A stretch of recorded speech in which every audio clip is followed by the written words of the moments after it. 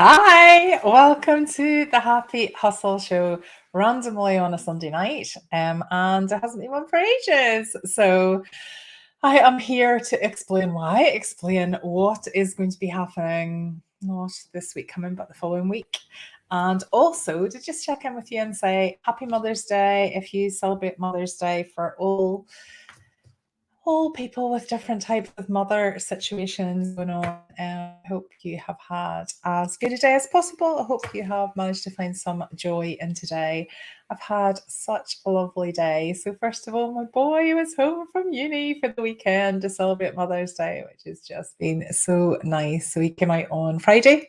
So, I actually had him for the whole weekend. My eldest son is off in Hull's residence. This is his first year at uni, and my youngest son is in sixth year, so he'll be going away to uni in September. So I'm very conscious that my days of having all my children around me are a lot more limited than they were. So on the bright side, it makes it even more special. Like, I get so excited. Do you know what? You just get used to it. Like when your family are around the house, like of course I've always loved my family, but when they're here all the time, like everything, you just sort of I don't know, you just sort of take for granted that you're gonna be there and yeah.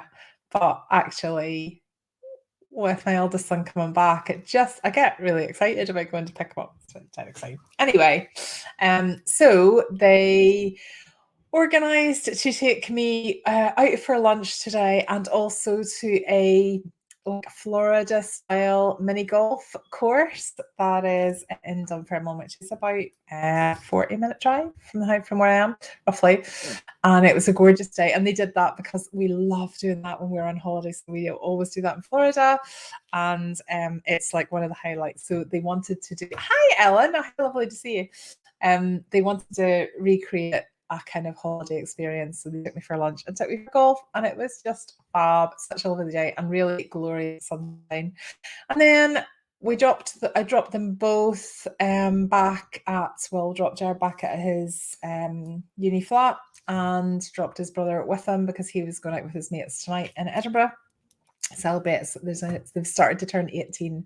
My youngest isn't 18 until June, but his mates have all started to turn 18. So they were out on a celebration tonight, still out. And then me and my husband decided that we would go to the cinema just ourselves, which we haven't done for ages. And we went to see Phantom of the Open. So Phantom of the Open is about the world's worst golfer. So the story is that this guy in the 1970s worked as a crane driver, sort of found out he was being made redundant, and decided that he would just so he worked out that there was a £10,000 prize for winning the British Open, so decided to enter it and just win this £10,000 because they were tight for money. And he just really didn't have any idea what it was all about. Anyway, it's such a heartwarming story. It's such a beautiful story about family and about his relationship. But most of all, what spoke to me is he just decided. So he was 40s, he was in his 40s, and he'd never played golf before.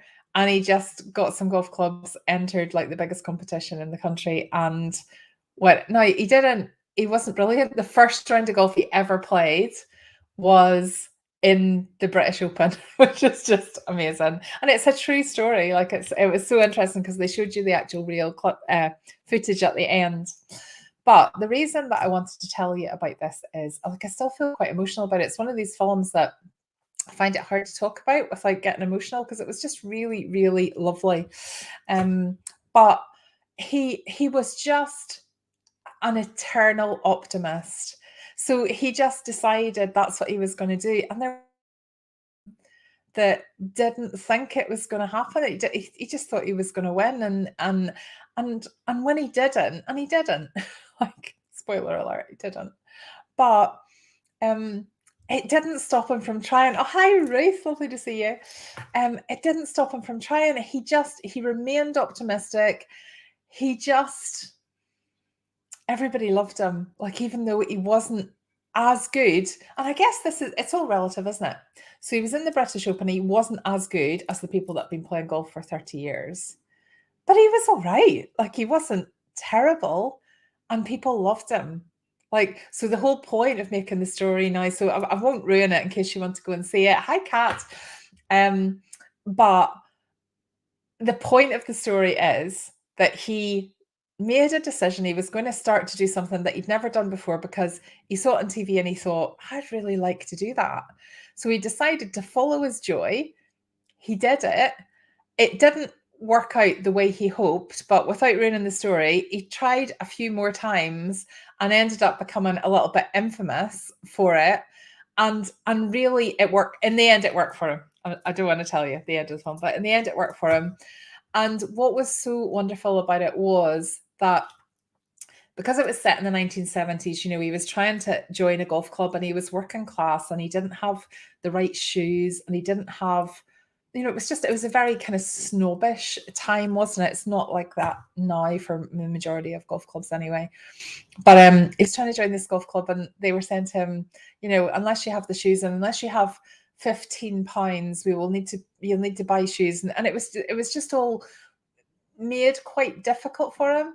But he just he never let it faze him and he just worked ways around it. And in the end, everybody loved him and everybody wanted him to come and play at their golf course and everybody wanted him to be the inspirational speaker. And he couldn't quite believe it because he felt that he wasn't like an inspiration to anyone. And that's the bit that gets me really emotional. You've got to watch it. It's a BBC film. It probably will be on TV at some point in the future. But at the end of it, when he realizes the impact that, I'm going to get emotional, but he realizes the impact he's had on his family, on his boys. So he's got 3 boys and there's a little bit of dynamic about the relationship there.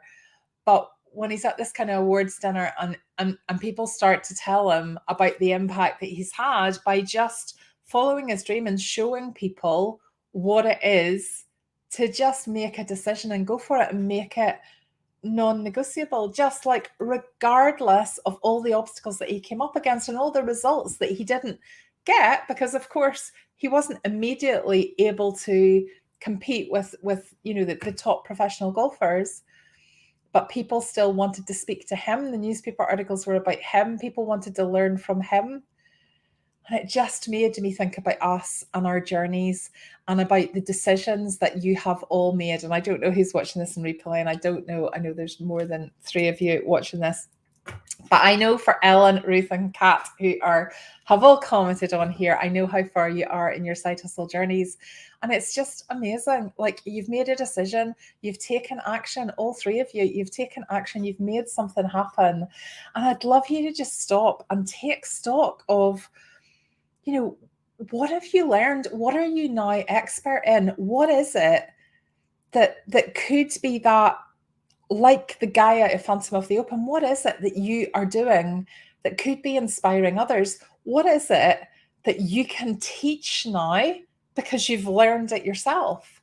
And so in the background, I'm working on a Teach Your Side Hustle program that'll be launching. Well, I don't know. I've just been so full on with my day job. The progress on it has been slower than expected. But the reason that I'm here on a Sunday night is I've got 1 more full week in my day job. So normally I would be live on a Monday and a Thursday for those of you that follow me regularly. But tomorrow I'm interviewing all day again. I've got loads of reports, lots of feedback meetings to close off this week. But the joy is at the end of this week, we end the financial year, and when you're doing work with public sector, there's a lot of push to close everything off for the. So I've got 1 more mad week, and then things go back to normal. So I'll be able to get back to kind of pulling together and writing the information. So I'm thinking I'm going to have some sort of I don't know if it's going to be a challenge. I don't know if it's going to be a boot camp. I don't know if it's going to be like the festival. I don't really know how I'm going to do it. We're going to have some sort of free training for everybody on how to monetize the skills that you've learned. And I'm also pulling together a paid program, but you know how it works. You can just come along for the free stuff. You don't have to join the paid program, but if you need the help and support, I will have that as well, because that's my business. But when I was started to write it, and then I was watching this film today, so I was actually working on it a little bit yesterday, and I watched the film today and I thought, gosh, there's such a synergy here, because when you're thinking about, so when I started thinking about Teach Your Side Hustle, I was thinking, right, so if you're a crocheter, Oh, hi, Yvonne. Oh, I hope you're feeling a bit better, Yvonne. I've been thinking about you. I hope you're feeling a wee bit better. So if you're a crocheter, for example, then I'm thinking, well, you could teach people how to crochet. And I know there's a lot of people in the hive and in the community who have kind of nearly moved from a product-based side hustle to thinking about, well, how could I take this a step up and teach this? So that is what the training is going to be about. But I think it's going to be more than that, because actually I want you to take stock of not just whatever your side hustle is that you've set up, but you've also gleaned a whole load of additional skills that you didn't have before. So when I'm thinking about you teaching your side hustle skill, I'm glad you're feeling a bit better. But just look after yourself, Yvonne. Oh, thanks, Ruth. Well, I know, again, Ruth, I can see that you're kind of moving in this direction as well. But I'm thinking wider than this. So when I'm thinking about teach your side hustle skill, of course, it may be crocheting, or it may be whatever you've decided for. It might be resin, Yvonne. It might be, well, Kat, for you, it's your fat quarters. But all of you have more skills than that. So you might start with that, or you might decide that you want to start with something different. And what I mean by this is, if you have had your side hustle for a little bit of time, not only do you do the side hustle thing, but you've also learned a lot about marketing, and you've learned a lot about copy, and you've learned a lot about photography, and you've learned a lot about Instagram, and you've probably learned about Pinterest, and you've learned how to kind of get things moving on Etsy, and you've learned how to use Facebook to your advantage. And there are so many things that you have learned, the skills that you have acquired. And for some, and I know, like all the things that we've talked about, not everybody is in love with all of them, but most people I can see have a strength in something. So, for example, Nikki Bristow is amazing at selling. And I know Nikki's not on here, but she might watch it on replay. Nikki is an absolute natural at selling. And I've had this conversation with her. She just manages to beautifully shoehorn pitches for whatever she's selling at the time, but really beautifully, naturally into conversations. So not only is Nikki selling the stuff that she sells, but I can see she's got a zone of genius there that could be monetized as well. And I think you all do. And Kat, again, I know where you're kind of starting, you've already started this journey, but you are a teacher, so you're brilliant at, because of your dance school, you would be brilliant at teaching people how to teach this. If we're so what we're doing is we're looking at what is our side hustle, but then we can move it up, and we can move it up, and we can move it up. And the more you move it up, the easier it is to scale. So if you think about who wants to learn how to craft, who wants to learn how to make silver jewelry, there's probably a lot of people who want to learn how to make silver jewelry. Who wants to learn how to have a successful silver jewelry marketing plan? We're niching it a bit more, but that maybe is becoming a little bit more attractive and something that people might pay a little bit more for. Who wants to learn how to make £1,000 a month minimum in their silver jewelry business? We're moving it up again.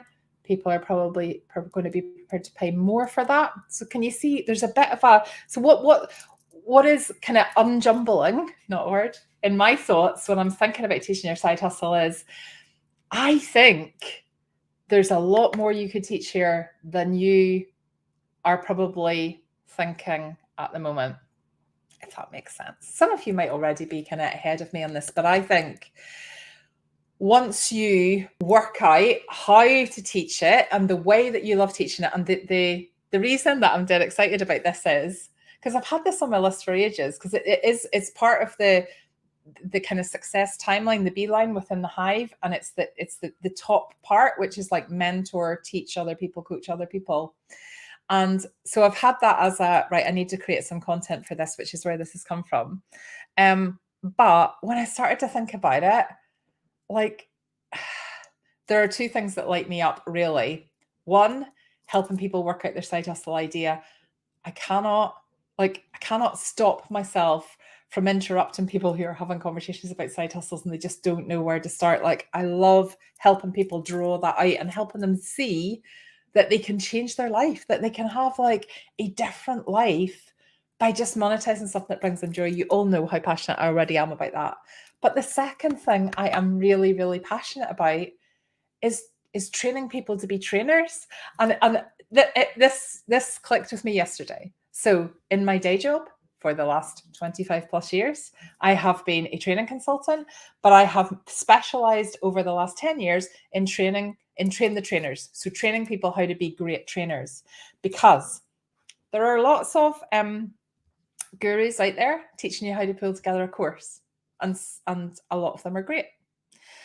However, there's a big difference between recording or live delivering a course when you're focusing on the content, and recording or live delivering a course when you're focusing on how to make it engaging, when you understand the structure of designing training, when you know how to make it, give it a powerful beginning and a powerful end, when you know how to convey your enthusiasm, when you know how to really get people excited about something. And I don't see that out there. I don't see that out there with the other gurus. So yesterday I just suddenly thought, well, that's genius. I can show people how to do that, because I've been training people in this for like 10 years, 25 years, but 10 years plus training trainer. So excited to revert back to my initial point.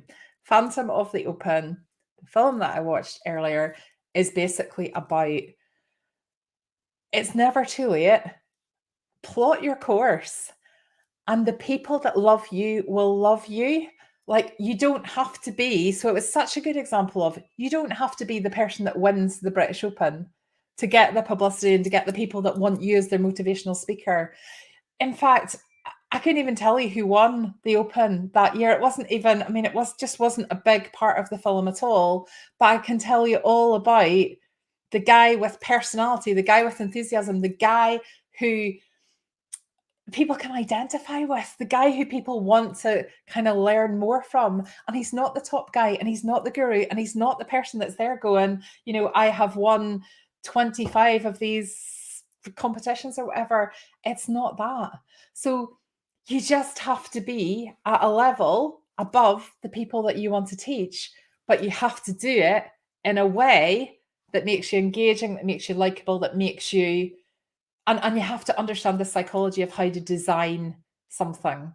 Otherwise, it could fall a little bit flat. So in my day job, I train people to be trainers, and it's a 3-day program. And what I do is, on day 3, I have them deliver something to me, and then I feedback and I critique it, and I help them to really work it into something that is dead engaging, because there's a lot of training out there that isn't. So I'm excited because I've come up with something that I think is really going to help you all. I think you're going to love it. But in the meantime, oh, thanks, everyone. I really feel excited because those are the two things that light me up. Helping people find their side hustle, helping people to be brilliant trainers. I'm going to have 2 programs now. This is going to be my focus. So I'm still going to do the kind of 30-day intensive set up your side hustle. It's definitely going to do that. But I'm going to create another one that's going to be what was the word I came up with? Not share your side hustle skill. Teach your side hustle skill. That's the word. Teach your side hustle skill. But your side hustle skill is not just your side hustle. So I would like you to muse this. I would like you to think wider than just your side hustle. I can't teach people how to do your side hustle, but I think there's more to this. I think you have additional skills that you're maybe not giving yourself credit for. You just need to be as good as the Phantom of the Open guy. You don't need to be, I wish I knew the name of who won the Open. In fact, I'm sure they said it, but I can't remember. And that says it all. So in 1975, someone else won the Open. I couldn't tell you what their name was. Okay, ponder that. Feel excited about the opportunities, because just think about how much you've got to offer and the people that are going to love you. And I am going to show you how to psychology it up and deliver training in a way that is going to get people to actually do it, and get people to want more, and get people to want to do it for you. So exciting plans coming. very busy week in the day job this week, but after that, it goes back to normal. So you will be hearing more about this over the next few weeks. In the meantime, think about what it is. Think about what your skills are. Celebrate how much you have learned so far. And yeah, I will be back. I won't be back this week, but I will be back next week. And I might have more information for you at that point, but if not, I shall be sharing some sort of nugget of wisdom. Take care and happy hustling, everyone. And thank you so much for anybody that has decided to join me on a Sunday evening at a random time of 7:30. Okay, 8:30. Not changed that clock. Need to change that for tomorrow. Otherwise, I'm going to be behind my day job. Have a wonderful rest of your Sunday evening, everybody, and I will see you in a week or so. Take care. Bye.